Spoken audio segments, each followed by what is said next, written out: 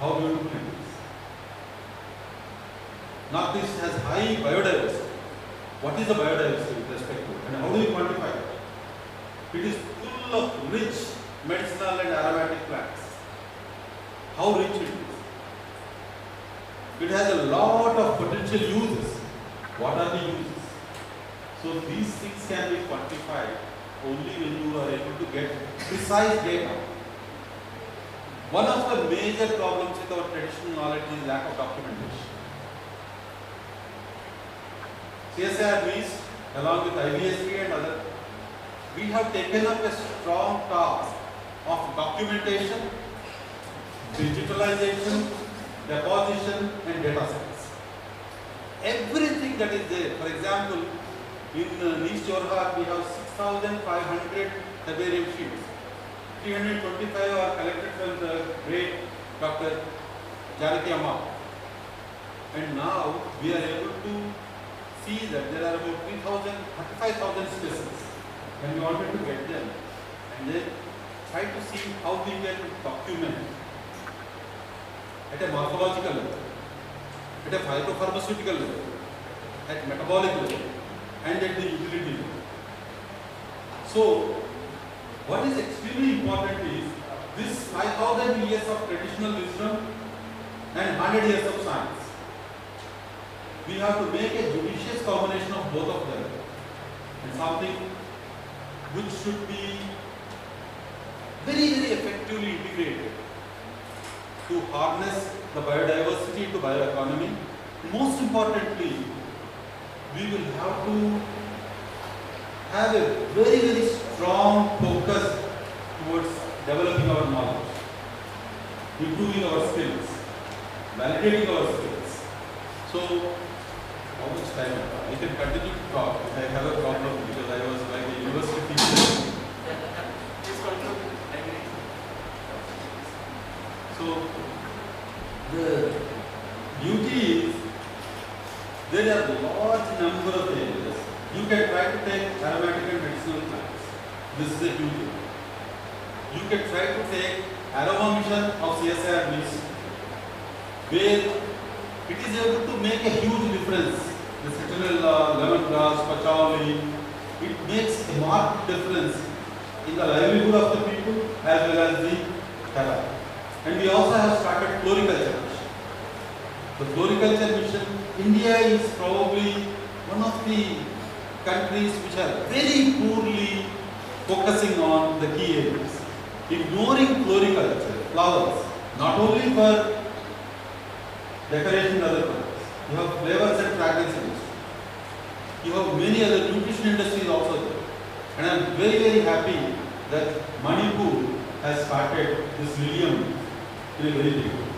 The fiber and many other products from lilium. And there is a lot of scope and CSIR is working on.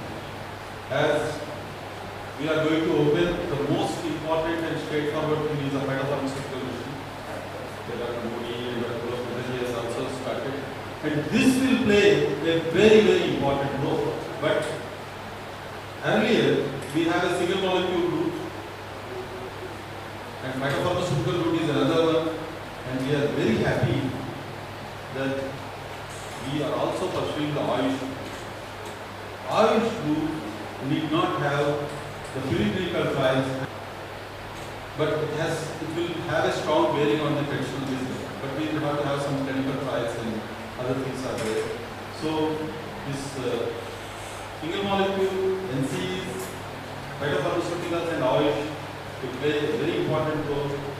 And NMDB has given the Regional Compensation Center to Jorhat, and we will be very happy to work for the Northeast region. One key area is 80 to 90% of the homeopathic mother tinctures are imported from abroad. I am not going to really talk about the importance of homeopathy and all. The mother tinctures, they are used all over the world and they are used maximum imported from Europe.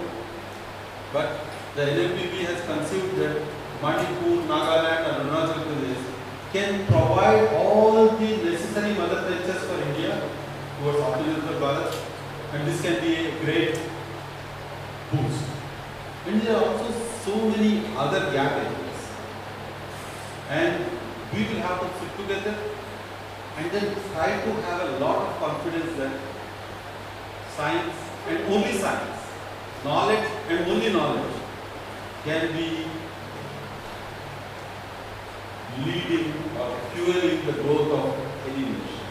And I am sure that all of you who are coming here to participate will appreciate the tremendous work that is being done by IBSD with many other branches that are there. And we all have to come together, whether it is Manipur University, or Mysore, or IIT Guwahati. We have to go beyond these individual things, that I am belonging to this and that. Unless you dissolve these individual barriers and work together for a cause, we will not be able to actually enjoy the science. And I always feel that we are blessed to be choosing science. Let's have a lot of fun doing science. And I am sure that with nice, very, very interesting and beautiful people around, it is really a lot of fun doing science. Thank you very much. Jai.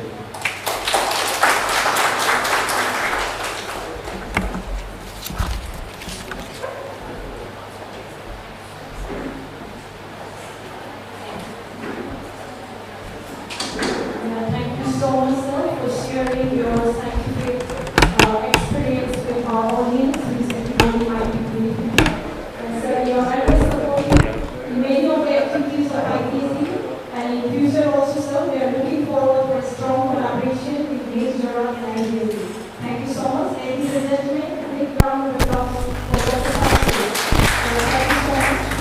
And our next presenter is Dr. Very well person is the managing manager of Bioeconomy, and the RPO of the Association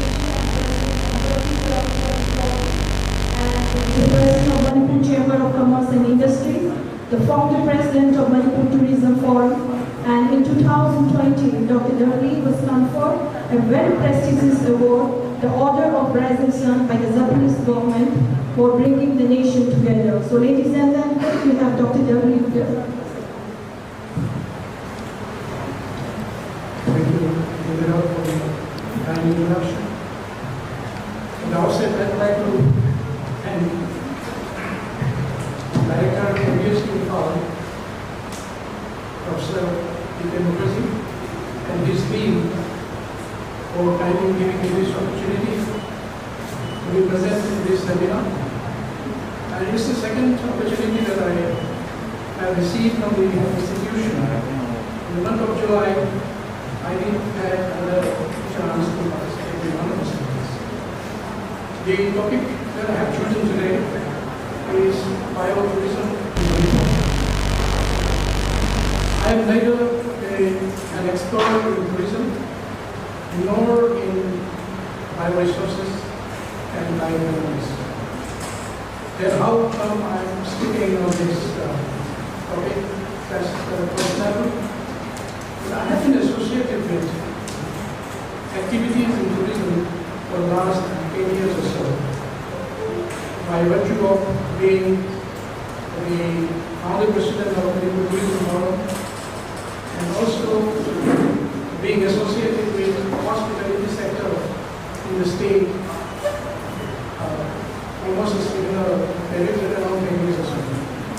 Anyway, let me take the help of other experts when I talk about biodiversity. There are a lot of experts around, so you can be happy, and I am sure that they will. Alright, may I have the next slide, please?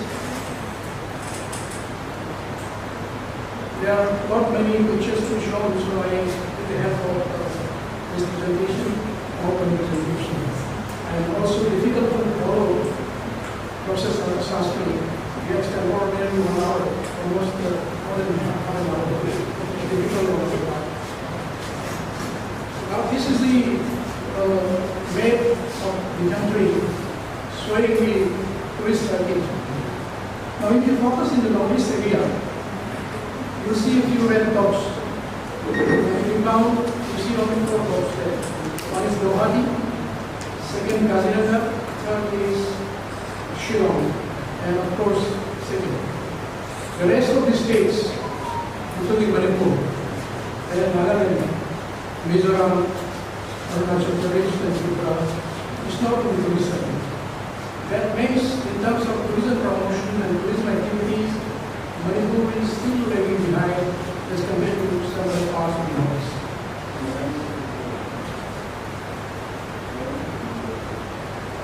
Now, I will just quote a statement given by Mr. Tukedong. Mr. Tukedong is a very well-known personality based in Sikkim. He is the expert in tourism promotion and official of Sikkim government, now retired also. He has rightly said that Manipur is the sleeping lion in tourism. He was just comparing with the Sikkim is having only mountains and mountains and mountains. That's what he said. Manipur, on the other hand, we have mountains, we have valley, we have water bodies, culture, Manipuri dances, indigenous games, and a lot more. But still, we are not able to kickstart the tourism activities in the state. That's why he has rightly said that Manipur is still sleeping lion in tourism.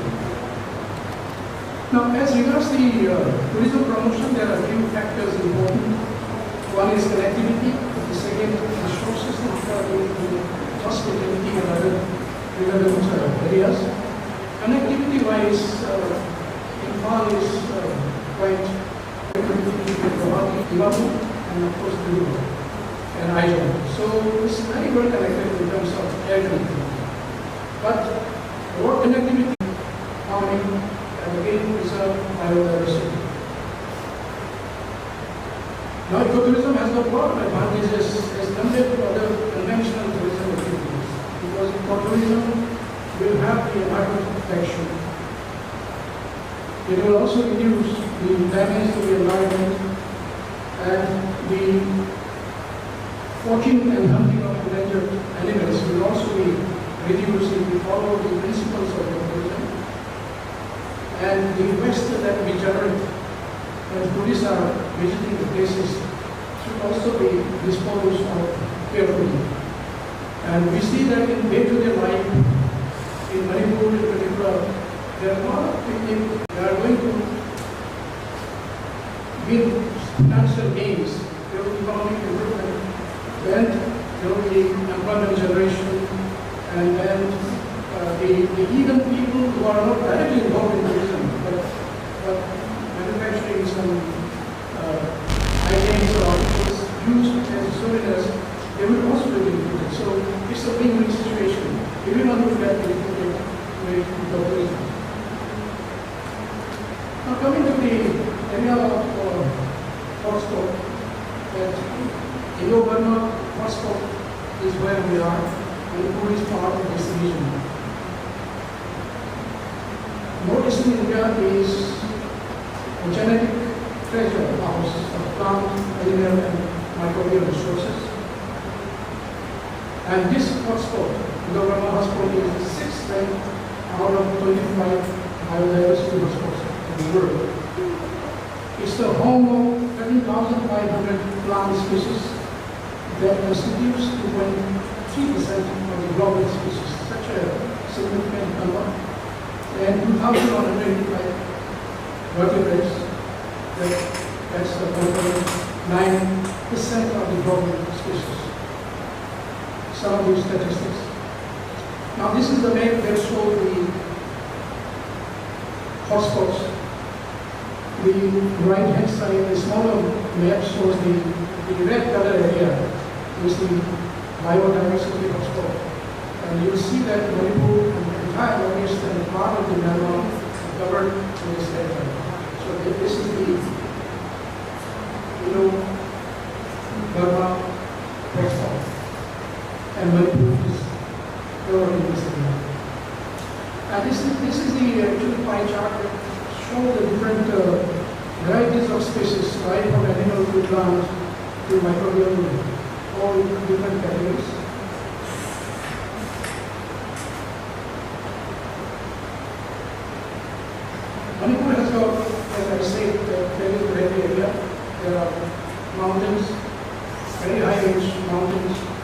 And therefore, the climatic conditions are quite variable. If we are in the low line, it will be warm and a little bit of humidity. If you mind to go to the Nelo, it's a high rise, so the humidity goes down and climatic conditions are much more comfortable. So we have tropical and subtropical climate. We also have the continental and high regions. So based on this, longitudinal gradient variations, there is again additional biodiversity seen in this part of the country. But unfortunately, most of these biomes are not being explored or they are being underexplored. This is a figure that's quoted from one of the publications where Manipur has got such a huge diversified species in the state. There are 4,000 indigenous hermetic plants, 430 medicinal plants. We have an expansion around, so 430 medicinal plants and 500 orchids. 55 species of bamboos, 40 endemic rice cultivars, and even in fish we have 160 different species of fish, and 21 migratory aquatic birds that comes generally in local lake and migrated from different parts of the world, and of course the potential of low and high altitude butterflies. So anyone who is interested in these areas can avail these facilities, explore in this area as a part of the ecology. Yes, as I have already said that we have the same beauty and there is biodiversity hotspot. So anyone interested in this area can visit Manipur. And if we follow biotourism in letter and spirit, we will be able to conserve the environment and can also create employment generation, and there will be certainly as a result economic growth. The tourist circuits can be broadly classified into different areas like natural sites, cultural sites, wildlife sites, adventure, rural picnic and farming tours, and other types of tourism not under the tourism is the mobile recreative sites, where sports, especially golf, and other indigenous things. And it will be always better if you combine activity and other characteristics as a part of the circuit to promote impact of it. And these days there are new concepts coming up. Other than the conventional stay in hotels, people can still have homes. That's called homestay. Many people are now willing to have homestays. It has got extra advantage because once they are staying at home, they will have the introduction of the people who are hosting them. So they can learn their culture. Then, if it is in a rural area, they can go for the see the farming, they experience local culture, and even now one can spend a few days in the village life and how it is, how they feel about village life. Because most of those who are coming are from big cities. Even they haven't seen the village for a long time, now if they stay for 4 days in the village, they can well feel how it is. They enjoy the wilderness and the people in the mountain hospital. These are some of the areas of attraction we go for agriculture. This is just the map that shows how we approach to one of the ecotourism area combined with adventure tourism. Juko Valley is a place situated in the border of Nagaland and Manipur, and this valley can be approached from either from Manipur or from Nagaland. These are some of the pictures from Juko Valley. There are specific type of bamboo. That's what bamboo can be called. So in a specific particular season, there is a lot of devotees spread all over the area.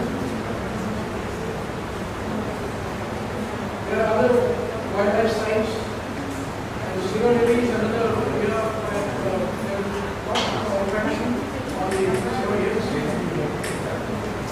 If we go for natural sites,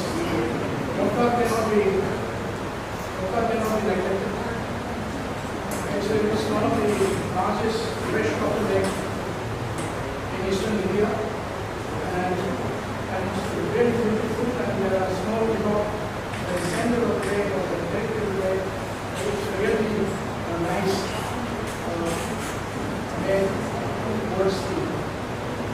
Then, besides that, there are other areas like also and the unique feature of Bioeconomy is we are talking biomass, value mass. Then we develop the value issues,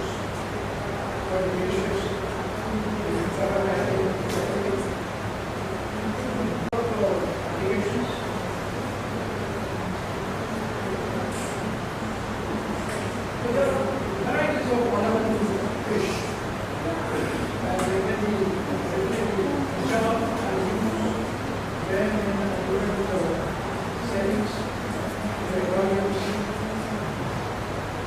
and traditional rice, food rice also available. So with all this, the facilities and resources that we have, we are still yet to start doing tourism activities. Maybe the people are not aware of Manipur. We need to make awareness of that. The lack of infrastructure that we have activities.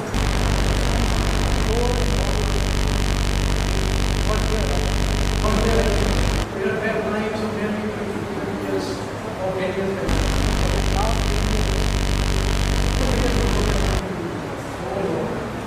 Very few unwanted instances,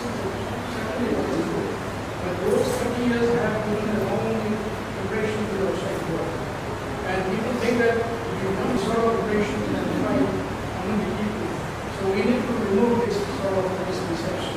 Manipur is very risky for any travel market. So, going orders should not be an issue now. Let's go ahead with the proper promotion and marketing.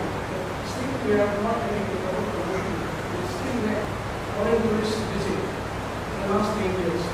In 2009, there were only 405 foreign tourists coming to Manipur. In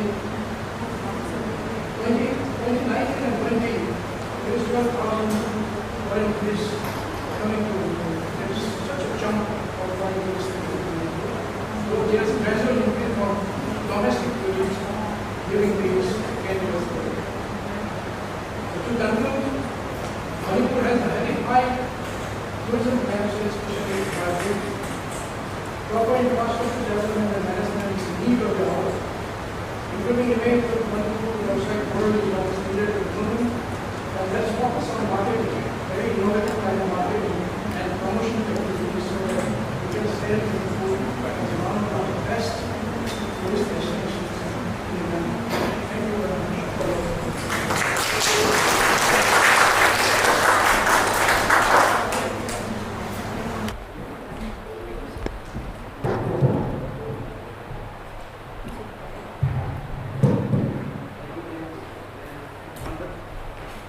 Thank you so much, ladies and gentlemen. Dr. Davi is my professional medical doctor, but because of his interest in ecotourism and other areas, he makes one of the most prominent, well-known entrepreneurs in the Northeast states. And we really appreciate, sir, for your contributions and for your initiative in promoting the tourism in the Northeast. Thank you so much, sir. And our next speaker is Professor D.A. Santibula. And she is the former Dean of Life Science in Manipur University, and she is Executive Council. She was the Executive Council member of Manipur University and Academic Council Committee of Manipur University again. She was a visiting scientist in Baba Atomic Research Center in 2011, and she did her postdoctoral from IARI New Delhi in the year 1999. So, ladies and gentlemen, we have Dr. Santibula, the former Dean of Manipur University. Madam, please.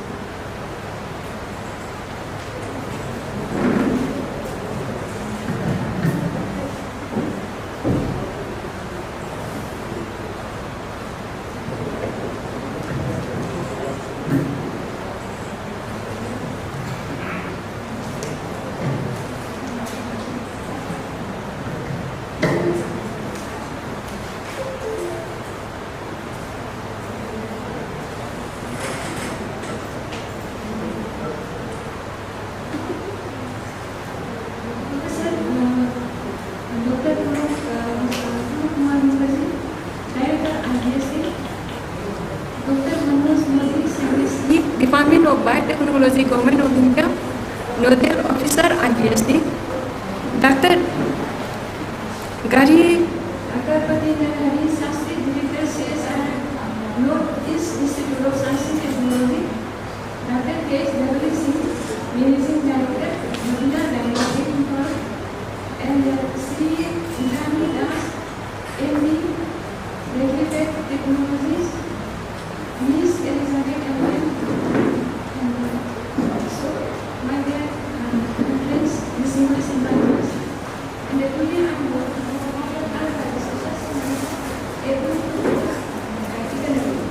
and here, actually, I am really honored to be among the reputed personalities who has visited from different institutions to discuss such an important matter, because it is the right time and the right place to discuss about this matter, because Manipur, the discussion is going to take place in Manipur, and Manipur is one of the hottest hotspot regions.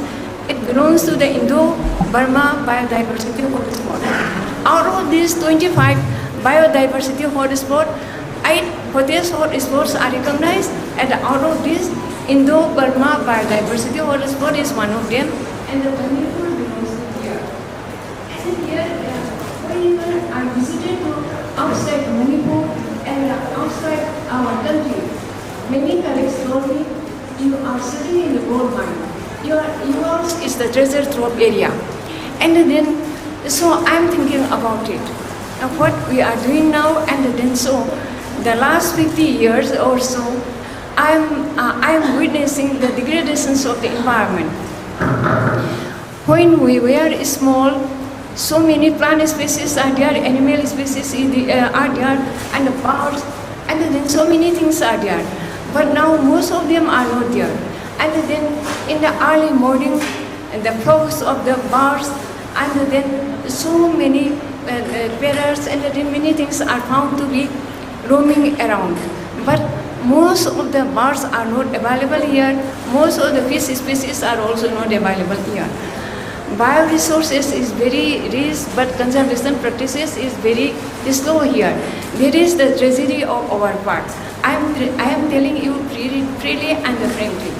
And then the condition is here, the state is one of the active center of introduction, migration, and evolution of new species, and the novel gene pools. These gene pools, if properly utilized, could be the source of many nutrients and life-supporting drugs and other valuable items.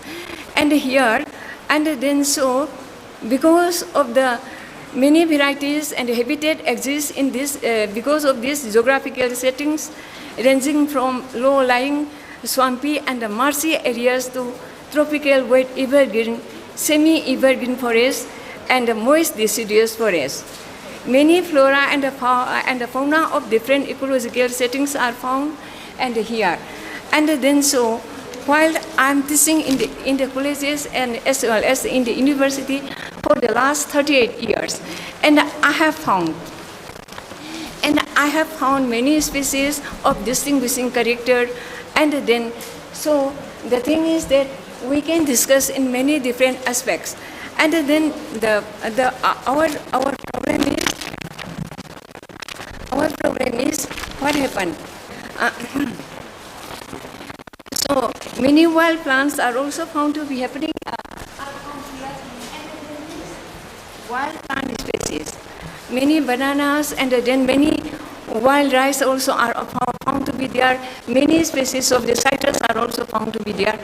If those wild species are present there, it may be approximate. It is very near, very close to the origin of the many species also. And here, and this rice, Oryza ruficopogon, is very much available here. And once while I was working in IRI, Indian Agricultural Research Institute, there is one rice scientist known as the Professor Dr. Raina. And then after some time he went to join the multinational company. He told me, and madam, you are sitting in the gold mine, and then why don't you work in the Oryza ruficopogon? And actually, any crores and crores of the money, don't bother about it, and then we can finance it. You work on it. Okay, fine. And then so here, and then we have so many bioresources. But now what happened? Because these bioresources, we are very proud of our rich bioresources. But now, these bioresources is degrading due to the encroachment, and again due to the urbanization, and again due to the forest fire. And then so many plants are bringing from outside. For floriculture processes or horticultural processes, they are so much available here, and our local endemic species are very much rare nowadays, and this has to be checked. This is one of the points to be concerned about. And so our IBSD has organized many training programs in order to enrich our knowledge, and then so many training programs they are organizing in order to give awareness programs. Because in the far-flung areas and in the villages, many people did not understand the value of these our indigenous and species. And he has visited many places and then give training program, awareness program, so that they can get the jobs also as well as aware, and that they can use as the conservation for the plant species. Thank you, Dr. Pulong Mukherjee. And then so,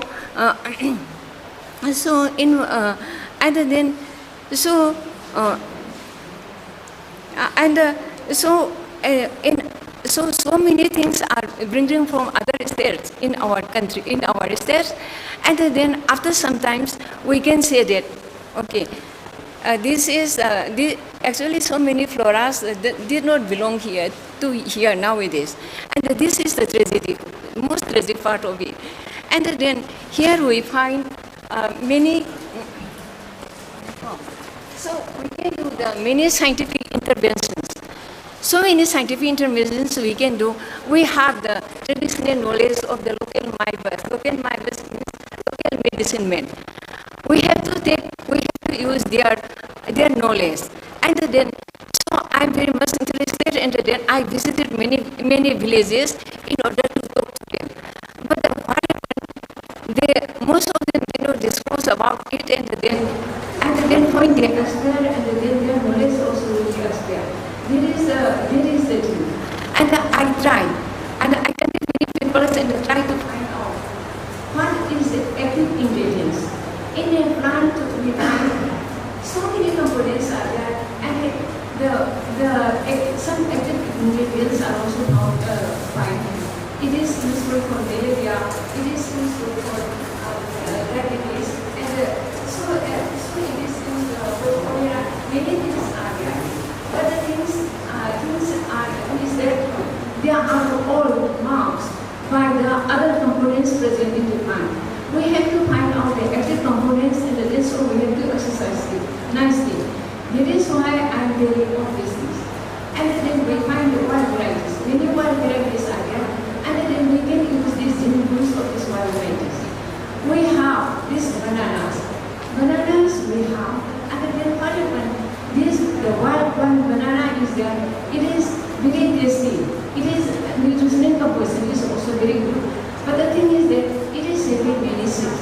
And these seeds, if we can make it tripod, and then so there will be no seed. And it can be used as baby food. Like that, we can use all these kinds of the things which is available in the nature, and we have to consume it. That is the thing I would like to take into consideration. And then again, we have here aromatic rice. While I was as a visiting scientist in the Bioeconomy Rice Center at Bioeconomy Center, here I work on the aromatic rice company. And there I find some of the aromatic rice are anti-cancerous activity, they are having anti-cancerous activity, they are having anti-metagenic activity. And then these rice varieties also we can use for further studies. And so we need the good laboratories in order to do these things. We have the laboratories in the IBSD, Manipur University or CAU, but these are working out, and then so we have different laboratories established in this in Manipur, and then so that we can work. And I find many students are very sincere and honest, and if we can give work to them, they can do it very nicely. And instead of moving here and there and wasting their time, they can consider in their works. And then so so many distinguished invitees are here today, and then so I draw their attention please. And so knowledge and it is having very genetic diversity as the first area. And I am also working in the World Health Organization. And next to this, their antioxidant content is also very high. Many of it contains very high antioxidant activities, as well as their ascorbic acid content is also very high. And we know with this honey. We don't like the honey here, but the honey is next to haiku. The concentration of the ascorbic acid is very high. And then right there, I study most of the pro plants, and then most of the medicine plants. I find many good things, and so that is all. Actually, my slide is many, but due to limited time, I'm not going to continue. So this is the last I would like to tell you. So thank you all. Thank you so much.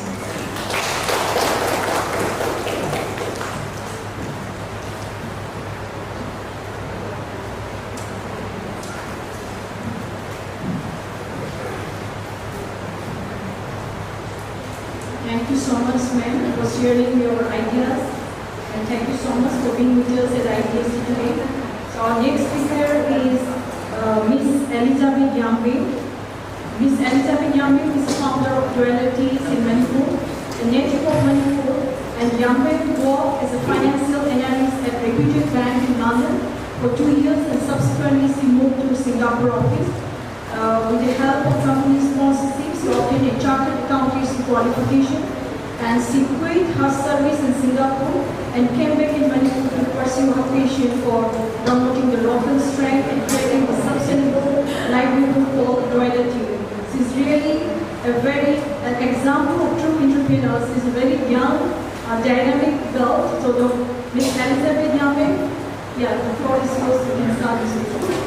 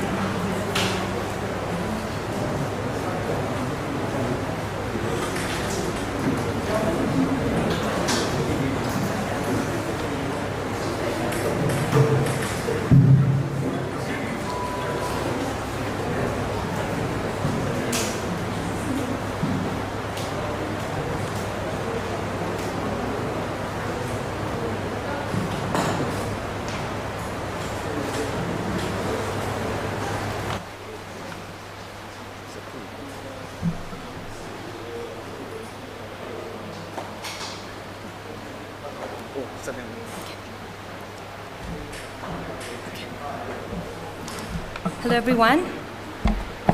Thank you. Thank you to IBSD for this opportunity and for inviting me to today's session on bioeconomy from Bioresources of Northeast India. So this is a topic that I am passionate about, and it led me to leave my finance job to come back to Manipur and start my venture based on utilizing the local bioresources. So the name of my venture is Dwella. We are a grassroots brand based in Imphal. We make herbal and fruit infusions from indigenous plants and locally sourced ingredients.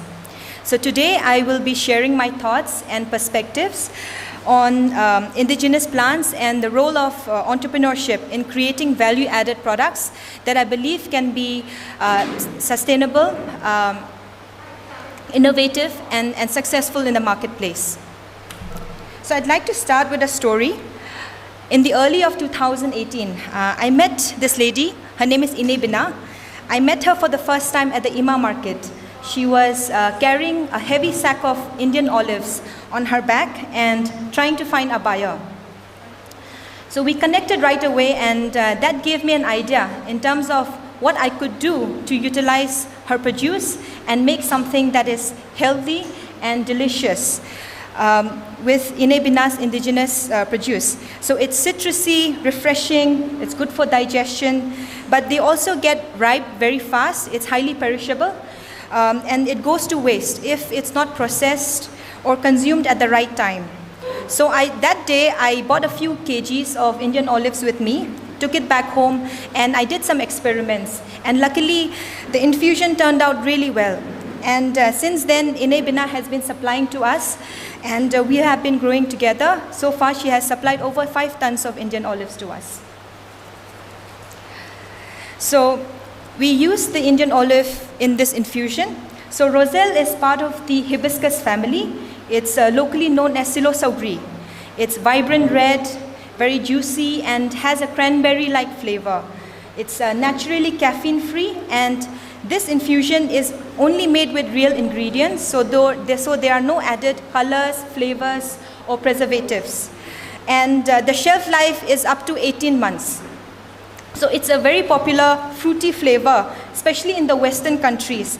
And with the addition of Indian olive, it creates a unique value proposition, and I believe that with the right strategy and execution, bio-based value-added products such as this can find a place in the global marketplace. Another bioresource I'd like to highlight from our work in this area is Nongmangkha. Nongmangkha is a traditional medicinal plant, and it's known by the dwellers of Manipur for its antiviral and antibacterial properties. So growing up, when we had cold or cough, we had elders in the family forcing us to consume Nongmangkha. So they would boil the leaves of Nongmangkha to help us, inhale its steam, or to consume in the form of tea. So it's definitely a bittersweet memory. So the reality was that the flowers of this Nongmangkha plant is eaten well during the season, but the evergreen leaves of Nongmangkha go to waste all year round because it's quite bitter in taste and no one can consume that much. So this is a case of identifying underutilized traditional medicinal plants and converting from waste to potential value. So to create this product, we infuse Nongmangkha with other ingredients such as ginger that helps in reducing the bitterness and also acts as a supporting ingredient so that it can be consumed by customers on a regular basis. So previously, we were going from one village to another to collect, which we are still doing now, but we have also started planting them to organize and grow the sourcing channels. So here are some of the local bioresources that we identified for creating value-added products. So Garcinia pedunculata, it's haibung, Rus chinensis, haimang, lemongrass, Centella asiatica, peruk, turmeric, lotus leaf. There are some of them. And it goes back to our focus area in terms of making the most of what we already have around us to create quality products and find a way to grow together. So I remember when I was doing my research and at the time of starting the business, research showed that at least 20% of the horticultural produces in India go to waste all year round because of lack of transportation, storage, and post-harvest value additions. When it came to the indigenous produces, the local bioresources, I couldn't find as much data around the wastage. However, it is safe to assume that we are highly undervaluing and underutilizing our local bioresources, our indigenous plants, and traditional medicinal plants. So this is an opportunity for local entrepreneurs to create products, using our local resources, and to also make them available all year round.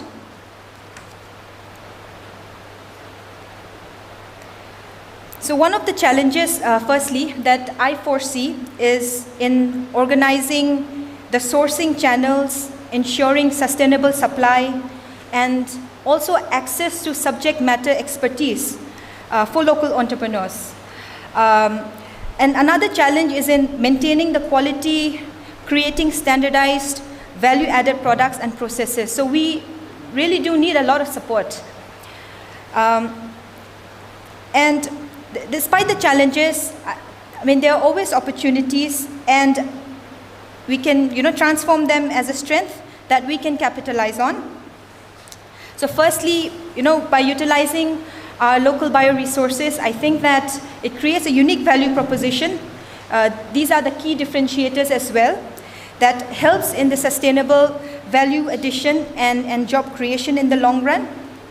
And I would say that the reality is that children these days are not growing up with memories of enjoying indigenous fruits and herbs like we did growing up. And so there is a risk of losing our traditional knowledge. And maybe the impact would be huge, 20 to 30 years down the line. So now is the time to build a foundation and to preserve the traditional knowledge, as well as help in converting into science-backed knowledge. So most of us are aware that we have quality bioresources available in the Northeast region. However, if we look at it, there are very few local brands with nationwide and global-wide presence or reach. So this is an opportunity for local entrepreneurs, as well as for the government, to support entrepreneurial activity and the ecosystem for bioeconomy transformation. So finally, I would like to end my presentation with just these two lines from a Manipuri folk song. So here, the writer is sharing about the mountain flower Ingelai, which is blown away by the harsh wind. The flower withers away without letting the world know its gift. So similarly, it depends on our perspective and the way we utilize our potential by valuing what we have, what our local bioresources are that we can make the best use of, so that we can effectively play a role in bioeconomy transformation. Thank you.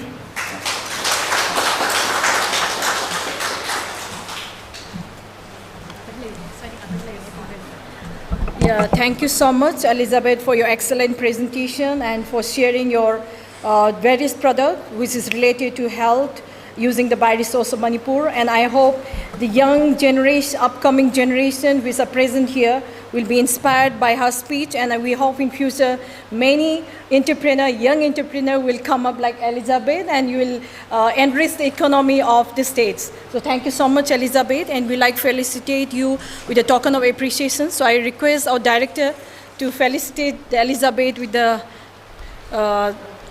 Manipur polo and a traditional salsa. I can still remember the day you came here. We have studied you a lot now. Good. Thank you.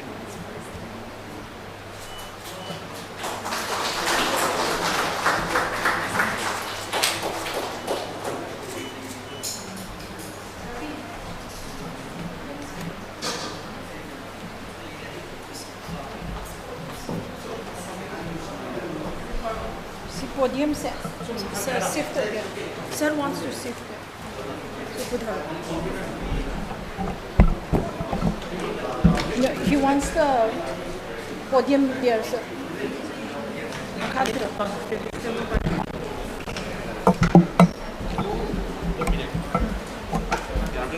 Makada.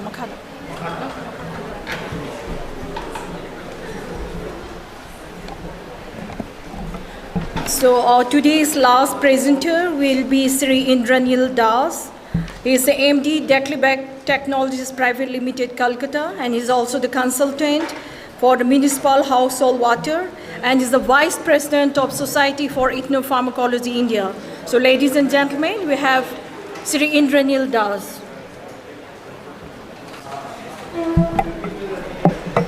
Sir, you'll be requiring this? Ravi?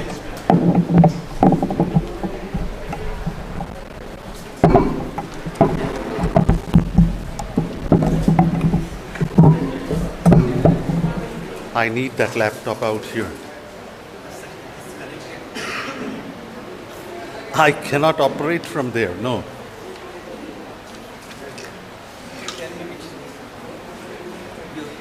This is attached here. If you could tell me, I will just change. No, you cannot change. The pointer also you can change. I know that I'm not used to pointers, so it would be good if... That laptop is attached to the projector as well as live camera. Yeah, so you... why do you need the live camera? Do away with the live camera. It is live, sir. It is on YouTube. Then it becomes very difficult.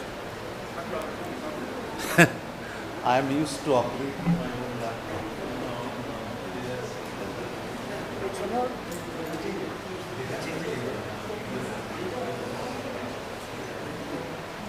I can try. Let me try.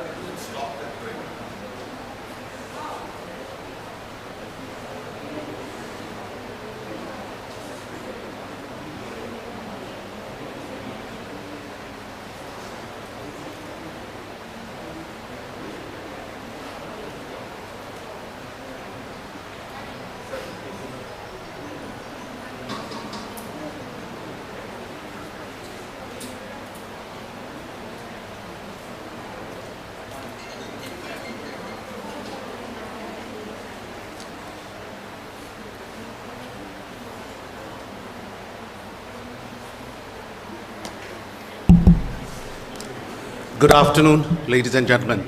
Am I audible out there? And am I clear? Thank you. I know lunchtime follows. Some of you would be hungry. Some of you may be a bit sleepy. Bear with me. Dr. Indira gave me time until 2, and I find that there's only 1 minute left for 2 p.m. So kindly allow me to extend a bit. It's nearly 2 in the afternoon. In the first place, I thank Institute of Bioresources and Sustainable Development, led by Dr. Pulak and his team.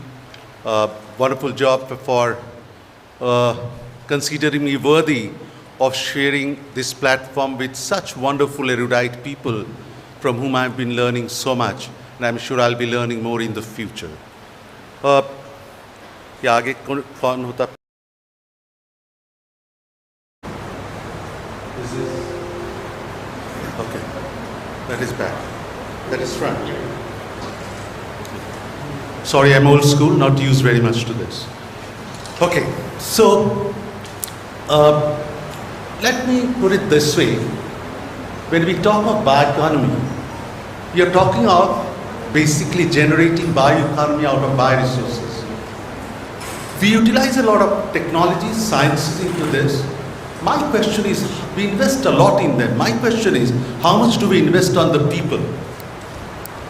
You cannot convert bioresources, you cannot generate bioeconomy from bioresources if people are not there. Consider a fact, you want to extract juice from a few lakh oranges, and you have some 100 people planned, several hundred people planned for that action, and just the night before, all of them suffer a mass diarrheal disease and they're affected for 3-4 days. Your oranges are lost. Everything is lost. Economy is lost. Where can we come? So that's the reason I thought it better of putting it this way: bioeconomy, of the people, for the people, by the people. Please don't confuse with Abraham Lincoln. Now the problem is when we talk of by the people. It is proven that mandates are lost. Mandates are lost naturally. You understand what's mandates? The day's work of one man or woman, that's a mandate. Now that is lost. That will be lost naturally, normally. But I will discuss 4 cases where we systematically, we allow, or rather we destroy these mandates because of some issues.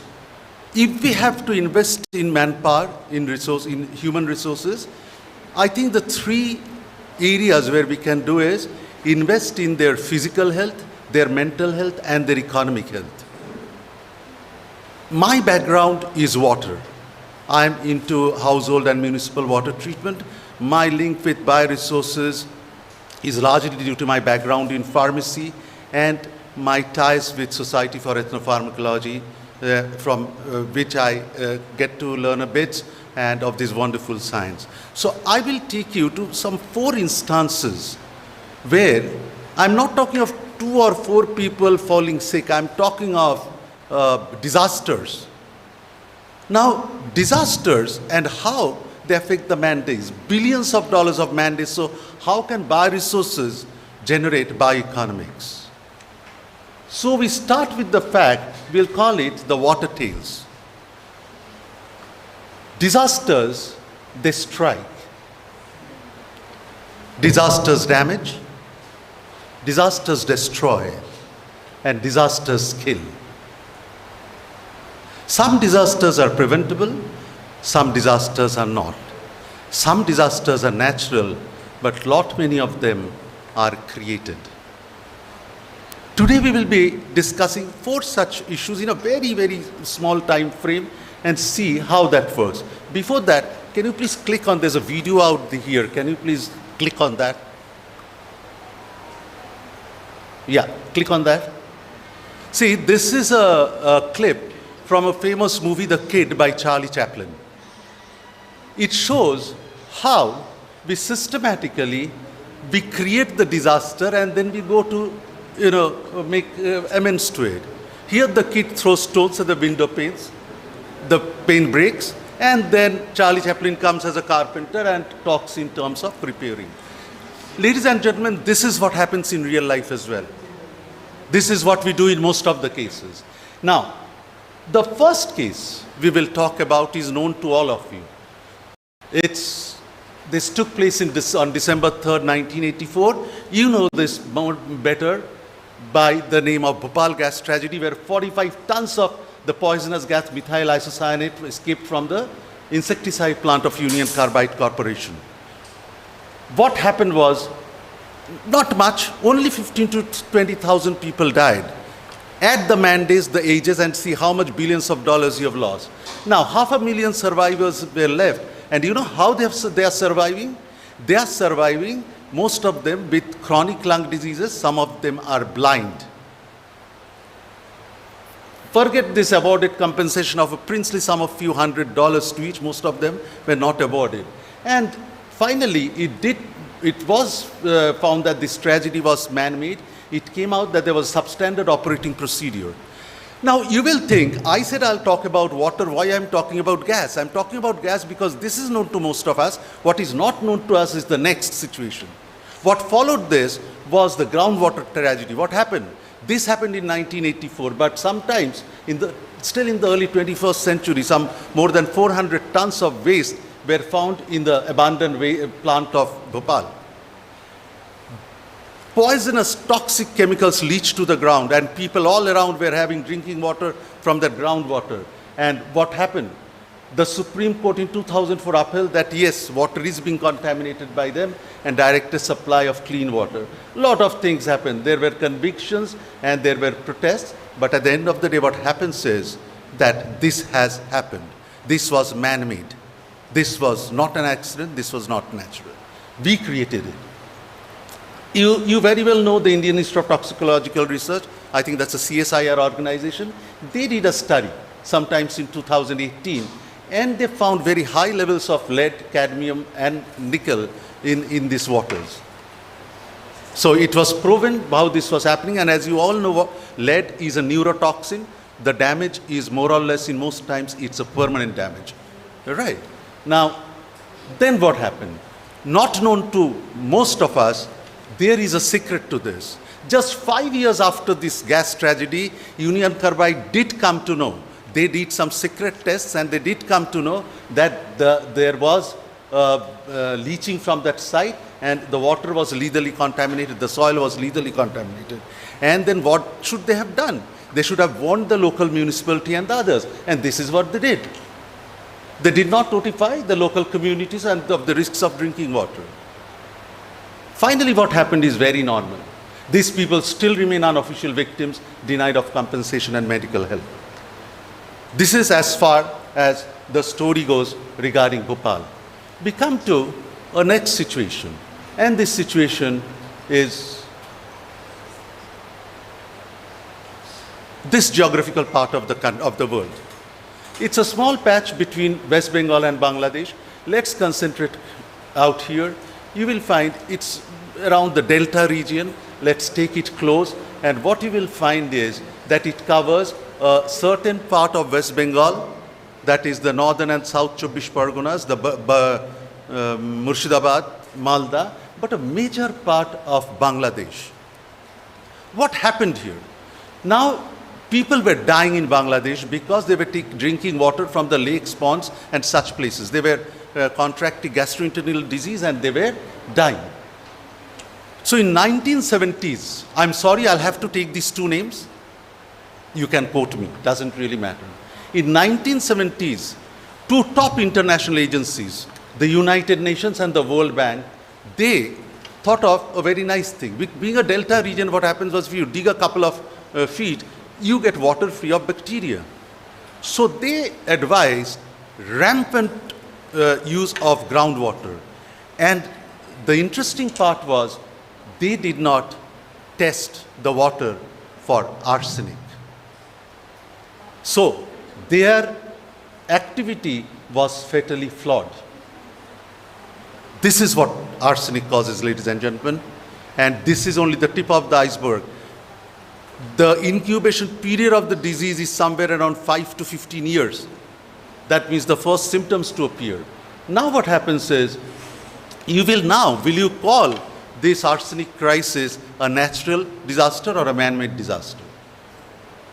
Not much, only 2 crores people suffered, the risk of suffering early deaths. Mental capacities were retarded.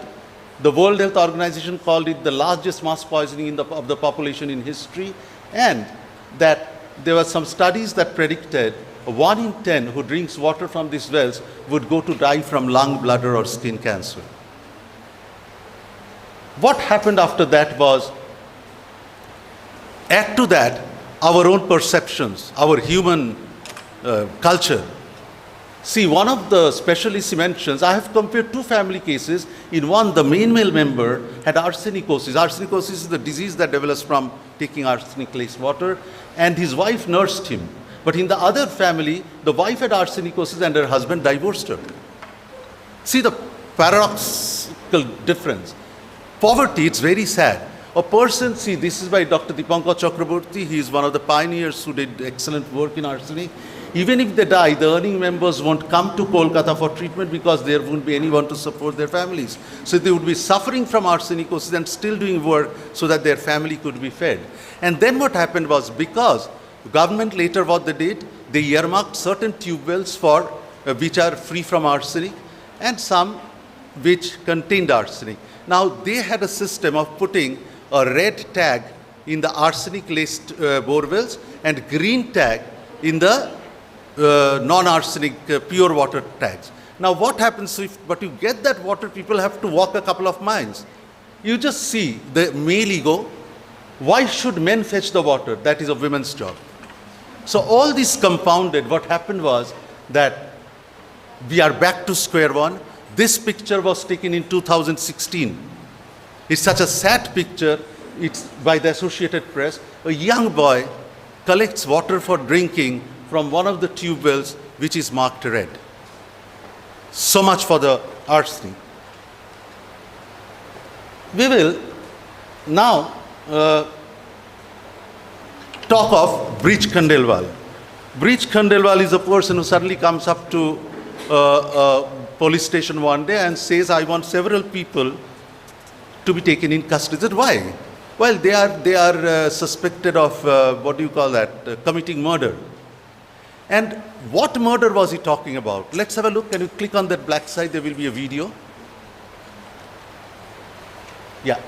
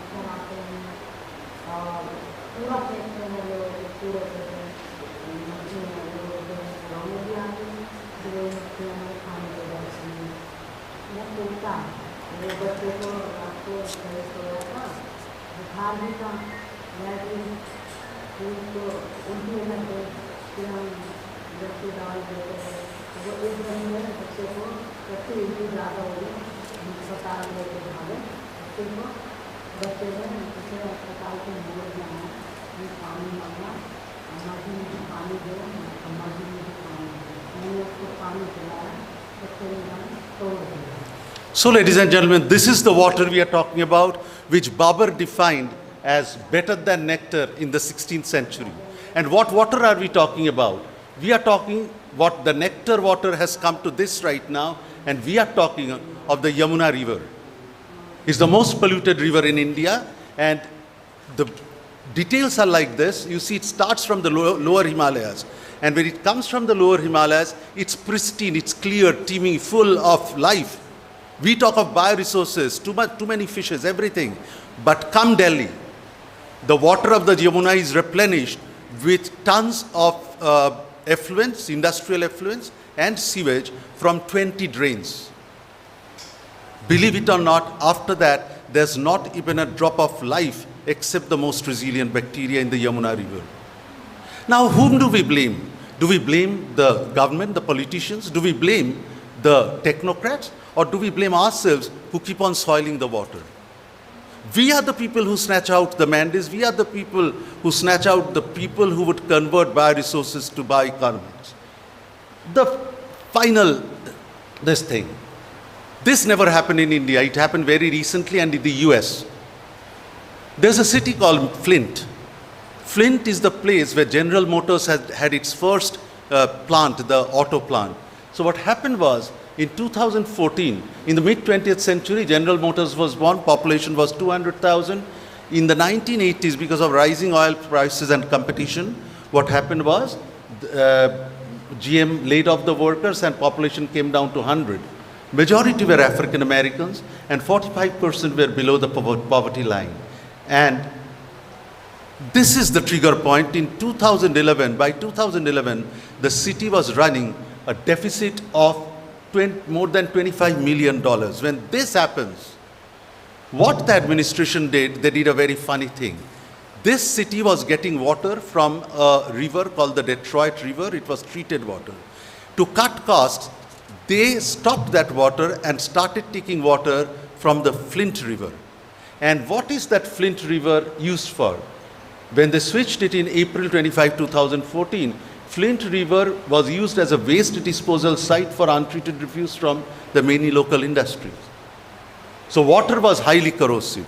Now this basically requires a lot of treatment. They need anti-corrosive treatment and other treatments so that the water is up to the standard.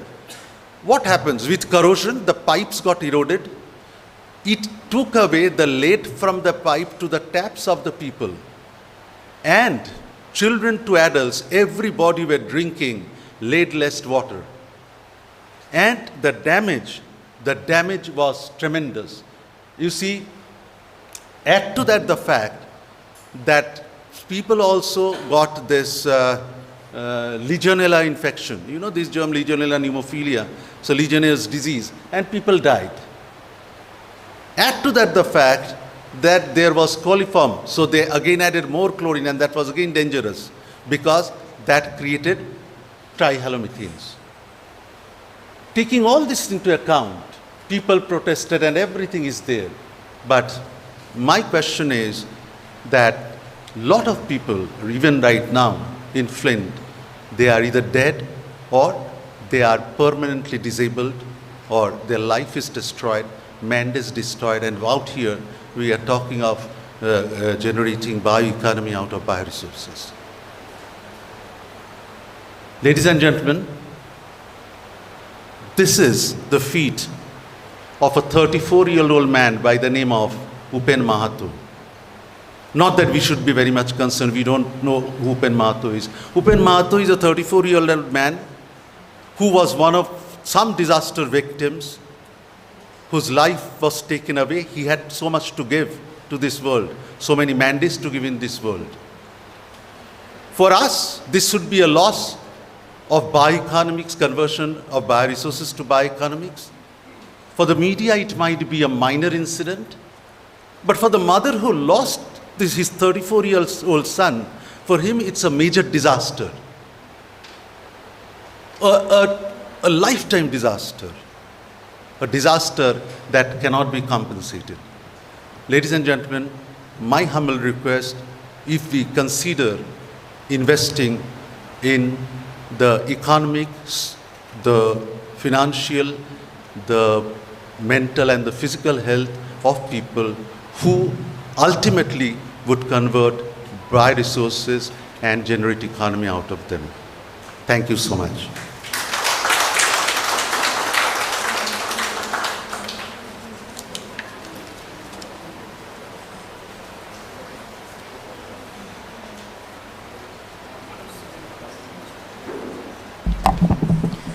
Yeah, thank you so much, sir, for your excellent presentations on your long-term contribution and experience in the area of water and its impact to the human being because of the poor quality of water. So I think it's an alert to everyone to use the good quality of water. Thank you so much, sir. So this is the last presentation. So I request Dr. Suniti Bala Devi, the scientist of IBSD, to propose the word of thanks. Dr. Suniti Bala, ma'am.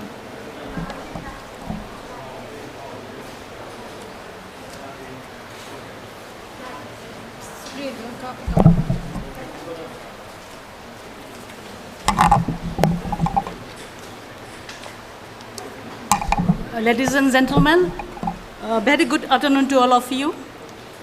It's my privilege to propose vote of thanks for this event to all the luminaries who have given their kind consent of being with us. It's an incredible honor to be able to express my gratitude on this special occasion. I'm grateful to our respected director, Professor Pulok Kumar Mukherjee, for his gratitude, guidance and support, and providing encouragement at every point of time in the organization of this great event. I must mention our deep sense of appreciation to Dr. Manoj Modi, Scientist, Department of Biotechnology, Government of India, and also Nodal Officer of IBSD, Imphal, for his inspiring speech. Sir, a very hearty vote of thanks to you for gracing the function and for your valuable talk. I extremely thankful to Dr. Narahari Shastriji, Director, CSIR Northeast Institute of Science and Technology, Jorhat, Assam, for his speech on such an essential topic. Today we had the opportunity to hear from you, sir, for your thoughts, and this definitely encouraging us in our future research objectives and also for appreciating the research activities of our institute. I would like to place the record of my appreciation to Dr. Dhavli, sir, for his motivational speech and highlighting the potential of bioresources in Manipur and as a tourist destination. And sir has nicely mentioned the resources of Manipur from rich culture and tradition to bioresources. Thank you very much, sir. And I would like to thank Professor Z.S. Hantiwala, former Dean of School of Life Sciences, Manipur University, Imphal, for her speech on such an important topic, plant bioresources of Manipur, a boon to boost economy. Thank you, ma'am. I'm also very grateful to Ms. Elizabeth Yambem from Dweller Private Limited, Imphal, for analyzing her ideas to transform the these bioresources of Manipur to bio-world that he has hit you the most. Thank you, ma'am. Thank you, Ms. Elizabeth. And in addition, we are grateful to Sri Indranil Das, Managing Director, Declibate Technologies Private Limited, and Vice President, Society for Ethnopharmacology, Kolkata, for his speech on bioeconomy of the people, for the people, and by the people. Thank you very much, sir. That was a very mind-blowing presentation. Thank you very much, sir. So last but not the least, I thank all my colleagues and staff and all the students for your great contributions in making this function a resounding success. Once again, I thank you, all of you, gracing in this function. Thank you very much. Yeah, thank you so much, madam, for proposing the vote of thanks. So, ladies and gentlemen, this comes at the end of this scientific session of this seminar on bioeconomy from bioresources of Northeast region of India. So we have arranged a lunch for the speakers and special invitees in our conference hall in the first floor of IBSD. And I request each one of you to be present in the second program that will be started from 4, where our Honorable Vice President of India will be arriving at the IBSD campus. So let us proceed for the lunch. So I request all the speakers and special invitees to join for lunch. Thank you so much once again.